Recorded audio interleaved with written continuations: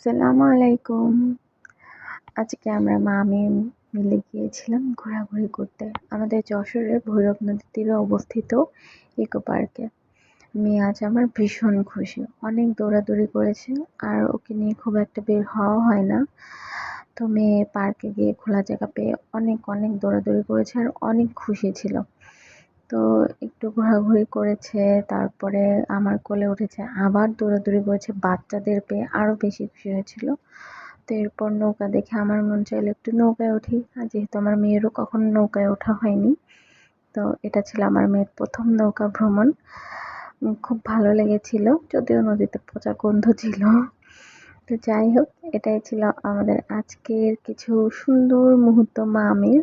আমরা আজকে অনেক মজা করেছি, মা মেয়ে মিলে অনেক ঘোরাঘুরি করেছি, ছবি তুলেছি, শপিং করেছি।